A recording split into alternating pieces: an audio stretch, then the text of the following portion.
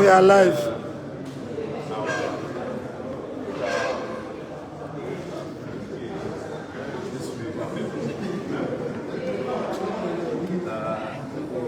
All of them, but this is the third criminal case and another two civil cases that we filed against Facebook and Twitter, the GSS, and all of our adversaries. There are plenty. They keep growing on the But today's case has been around since 2022.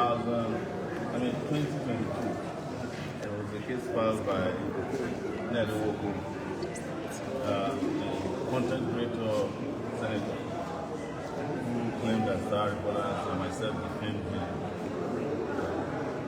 But they haven't been able to get an arraignment because it was filed on the basis of malice. And I think even as bad as the court wants to make it, they understand that it's nonsense. So again today, there was no arraignment. That was come back on November 20th, 2025. Come and listen to more preliminary objections and objections.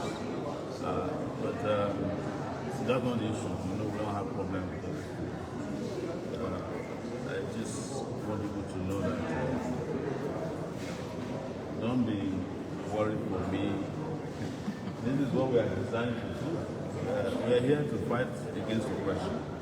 We are here to demolish those people who say this country will not progress in our lifetime. We are here to continue to mobilize against impunity. Whether they come from the president, the senator, the policeman, the IGP of police, DG of DSS, or in some cases they come from priests, pastors, imams. There's nothing we haven't seen, and especially this year. This year has been an interesting year.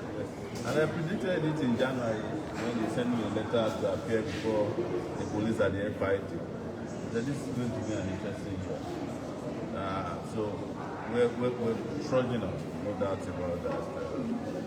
So that's where we are. Okay, so if you have to look at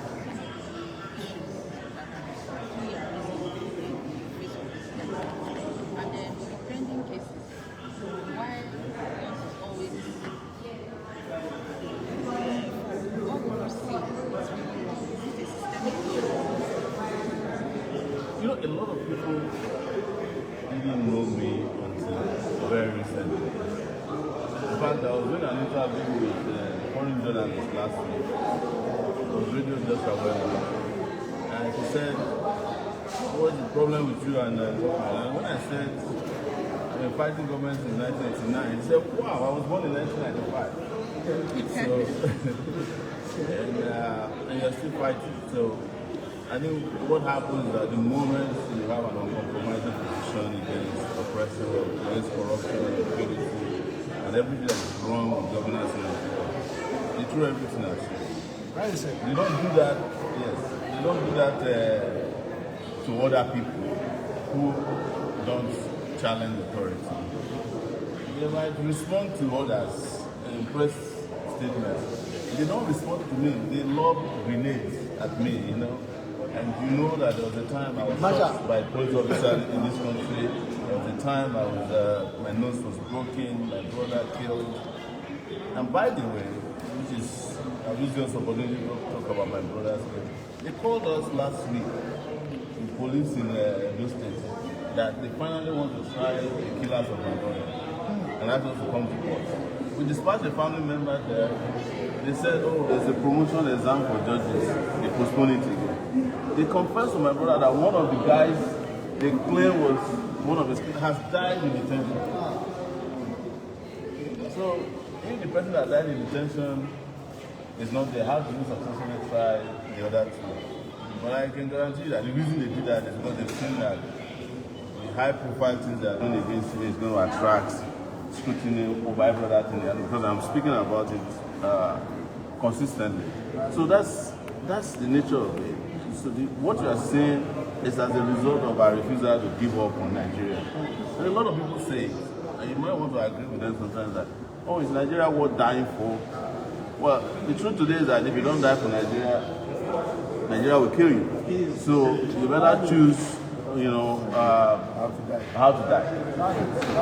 It doesn't matter. And it goes beyond even just dying for Nigeria. Because Nigeria is such an embarrassment to humanity that wherever you go, Nigeria will follow you there. Yes. I was reading on my way here, a Nigerian that was deported to Ghana. They wouldn't even give him the privilege of being deported to his own country. They deported him to Ghana. Ghana deported him to Togo. And then you have to find how worse can it get? And when we challenge these people, of course, they do all kinds of things against us. So, there has been terrorist invasion of Sahara State, Niger State, and other states. And I think 2 days ago, we heard that traditional ruler arrested one of the youths that were protesting against the insecurity in the state. And right now, I think they are still on rampage, killing. I mean, while I was in there, I still got another message that 5 people were kidnapped and a few people killed. The bread seller was killed even today. I had already said it, and you can just look at the records of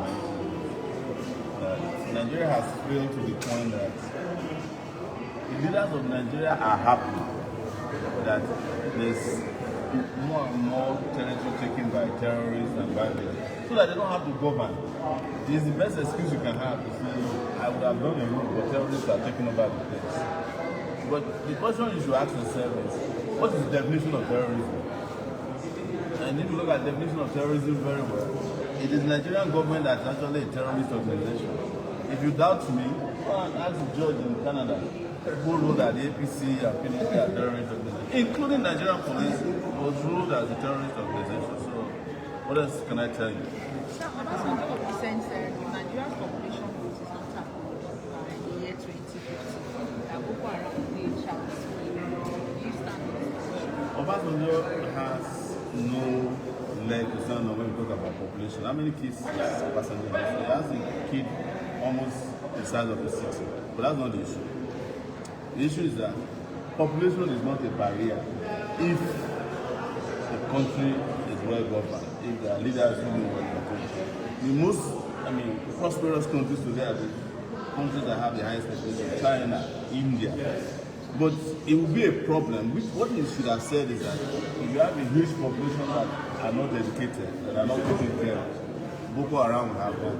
Even if the population of your country is 200,000 people, and you have useless leaders, there will still be Boko Haram in that country. But if you have upward, mobile, well-educated population, you are ready for prosperity. Go and ask China, India. And Nigeria has 200 million people that are ready to take on the rest of the world. But certain things has to be done. But I don't like to discuss Obasanjo because I don't want to fail this country to where it is today. They'll just come around and pick microphone whenever they like, because the country has not punished them for the evil they did to the country. Like Taxation of Nigerians are alleging that there's genocide against the Christians. Do you share in that view? And even the US is also maintaining that. There's genocide against the poor in this country. There's genocide against Muslims in this country. There's genocide against Christians in this country. There's genocide against children in this country. To now separate it and say maybe it's one religion or the other. Interestingly, Nigeria doesn't count or do DNA of people who are killed. They determine whether they are carrying a Bible or a Quran. So, the number of people that were abducted on our road yesterday, did anybody find out whether they are Christians? Whereas the US can nitpick symbolically to say, because they have policies, definitely. They say, there are genocides against Christians in Nigeria. Why is the US not taking the same position in Gaza? A genocide against Muslims. Right? So there's international hypocrisy about that. In a country where they are killing 6,000 people a day, you do not designate the killer as a genocidal government. But you are here let's be careful. Especially with defending what is happening in Nigeria. I'm just saying that the problem with Nigeria has nothing to do with religion. It's complete irresponsible leadership and insecurity that kills everybody. What about when the terrorists go and kill people in the mosque? When you talk about insecurity in this country today, it happens more in the north, in the Muslim part of the north. That's the truth.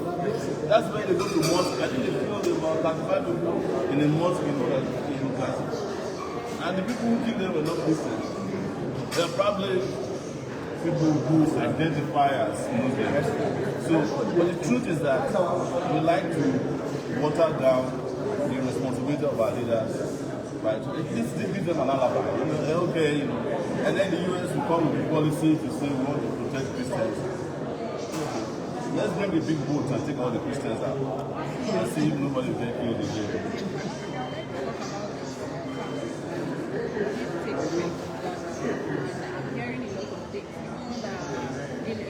The ones that is bothering people is the taxing of prostitutes. That is, that's on a lighter side. Any form of taxation without responsibility will fail. What the Tinubu regime is doing at the federal level is what they used to do. There's a difference between taxation and extortion. What they want to start doing now is extortion. And when it gets to that level, trust me, there will be a different level of resistance. Especially when you are taking for the poor and you give nothing to them. So let them go and do their taxation policy. The people will respond at the appropriate time. Yes. So how do you tax people whose minimum wage is less than 100,000 naira? How do you tax people who have nothing to eat and you give them nothing in return? How do you tax them?